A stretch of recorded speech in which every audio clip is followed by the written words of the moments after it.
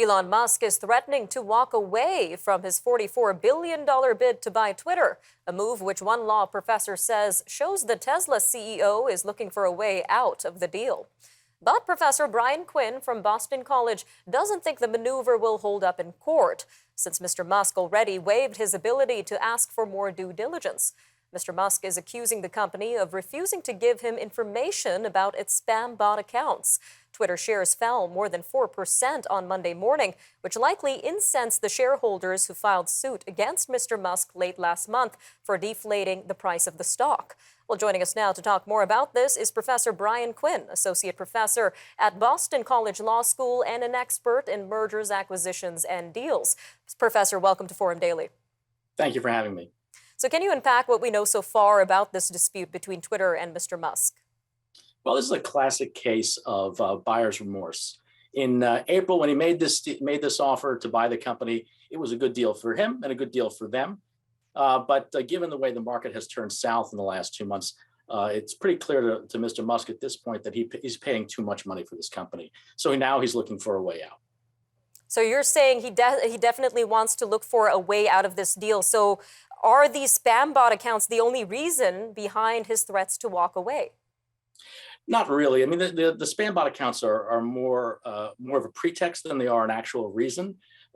He's overpaying for the company, so more likely than not, he's looking for an opportunity or something to point to so that he can walk away from the transaction without having to complete it. And the spam bots are a convenient excuse, but not going to be enough. And we mentioned Twitter shareholders filed a suit against Mr. Musk over this chaotic deal. What were the claims in this suit?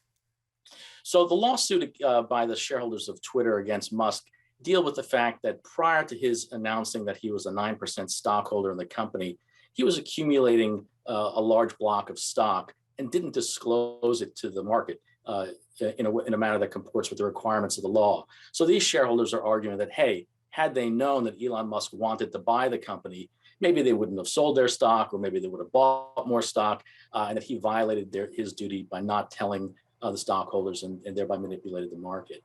That lawsuit is adjacent to this. It's not really tied closely to the merger agreement itself, but it's a claim the stockholders have. So it seems like Mr. Musk is facing a lot of friction in this deal. How has this potential merger impacted his credibility and his multiple businesses? Well, it's hard to know what it means with the rest of his businesses. But in this particular transaction with respect to Twitter, he signed the merger agreement. He waived his opportunity for diligence. It's like he made an offer to purchase a house without doing a home inspection. And he signed the merger agreement after having made the offer. So he has a legal obligation to do this deal. And the fact that now he's looking to walk away or at the very least renegotiate the price does hurt his credibility with respect to the Twitter board. It's hard to imagine that they're going to take him very seriously with respect to a renegotiation going forward. So how do you see this deal playing out, sir? So at this point, this transaction is a lot like other transactions that we've seen that go sideways after they've been announced. The next thing that's likely going to happen is the Twitter board will continue to do what's required to make this deal close. And at some point, it'll become obvious to them that Musk is foot dragging and perhaps doesn't really want to do the deal. And they'll likely then file a lawsuit in the state of Delaware seeking specific performance, asking the court to order Musk to complete the transaction. So we're going to likely end up in court. And at that point, they either litigate and Twitter is able to get Musk to close the transaction, or they renegotiate the price and short circuit the litigation. So what are you keeping your eyes on as this negotiation continues to unfold? So the next thing to keep one's eyes on in this is going to be whether or not or when the Twitter board decides to file a lawsuit in Delaware. And that lawsuit will just be the next step in terms of this renegotiation or this negotiation on getting this deal done.